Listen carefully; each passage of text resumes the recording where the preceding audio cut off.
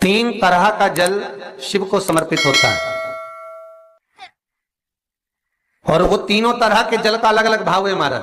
पहला जल सादा, घर से पानी लेकर गए, जल लेकर गए, शंकर को चढ़ाया, वो हमने घर का अपना एड्रेस बता दिया, भगवान शिव को जल चढ़ाकर अपने आनंद के लिए शंकर से कुछ प्राप्त कर लिया। दूसरा जल, जल के कलश में थोड़ा सा इत्र डालकर शंकर को जब समर्पित करते हैं तो महाराज घर में अगर कोई व्यक्ति बहुत रोगीला है, बहुत रोगीला, एक शिव महापुराण में, स्कंद पुराण में, नर्मदा पुराण में, भविष्य पुराण में, अग्नि पुराण में, नारद पुराण में, बरहा पुराण में, वामन पुराण में जितनी चीजें लिखी गई है एक एक प्रैक्टिकल कर देखो तो शिव महापुराण, स्कंद पुराण का ये भाव याद करिए कि एक लोटे पानी में इत्र मिलाकर, जल में इत्र मिलाकर, बहुत रोगीला व्यक्ति, बहुत बीमार व्यक्ति है, एक लोटा पानी उसका हाथ का स्पर्श कराकर शंकर को चढ़ाना प्रारंभ कर दीजिए। महाराज केवल 5 या 7 दिन चढ़ाओ और वो 7 दिन के बाद में उस बीमार व्यक्ति का क्रम देखिए कि उसमें कितना आराम लगा है। औषधि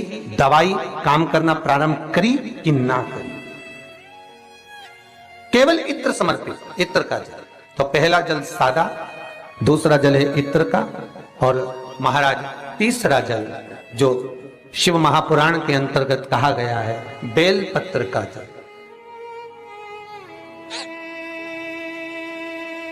तीसरा जो जल है वो बेलपत्र का जल। बेलपत्र का जल कैसा?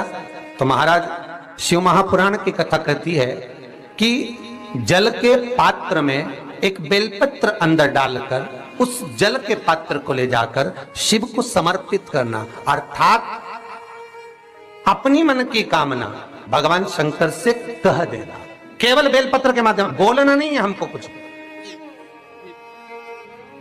हमें कुछ कहना नहीं है। 3 तरह का जल का जो व्याख्यान वर्णन किया गया, एक सादा जल जो भगवान को कहा, आपने अपना एड्रेस बता दिया, आपने अपने मन का भाव बता दिया। इत्र का जो जल चढ़ाया गया वो केवल रोग मुक्ति के लिए चढ़ाया गया। और तीसरा बेलपत्र, अगर उस जल में एक बेलपत्र भी पड़ी हुई है और वो बेलपत्र पड़ा हुआ जल आप जिस भाव से चढ़ा रहे हो, जिस कामना से चढ़ा रहे हो, शंकर वो कामना आपकी पूर्ण